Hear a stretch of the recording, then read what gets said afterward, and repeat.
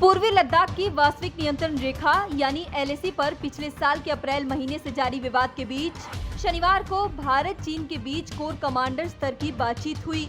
ये दोनों देश के सैन्य अधिकारियों के बीच होने वाली 12वीं दौर की वार्ता थी। सूत्रों के मुताबिक इस बातचीत में गोगरा, हॉट स्प्रिंग आदि जैसे पॉइंट से डी-एस्केलेशन पर विस्तार से चर्चा हुई। जानकारी के मुताबिक उत्तरी सिक्किम के कोंगरा ला में भारतीय सेना और तिब्बती स्वायत्तता क्षेत्र के खम्बाजोंग में चीनी सेना पीएलए के बीच ये हॉटलाइन स्थापित की गई है। इसके जरिए से दोनों देशों के बीच रिश्ते बेहतर करने की कवायद की गई। दोनों देशों की सेनाएं जमीनी स्तर पर भी बातचीत कर रही हैं। अलग अलग सेक्टर्स में ये हॉटलाइन बॉर्डर पर शांति को बनाए रखने में अहम भूमिका निभाती हैं। बता दें कि इसमें ग्राउंड कमांडर ने भाग लिया और हॉटलाइन के माध्यम से मित्रता और सद्भावना के मैसेज को एक दूसरे के पास पहुंचाया।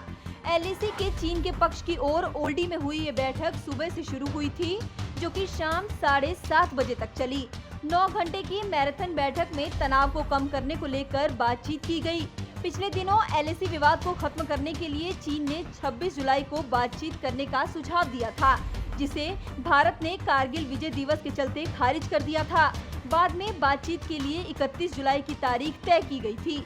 मालूम हो कि दोनों देशों के बीच एलएसी पर पिछले साल अप्रैल से ही तनावपूर्ण स्थिति बनी हुई है। हालांकि कई बार बातचीत के बाद स्थिति में कुछ सुधार जरूर आया था, लेकिन फिर भी गोगरा समेत कई ऐसे पॉइंट्स हैं जहां पर दोनों देशों की सेनाएं आमने सामने हैं।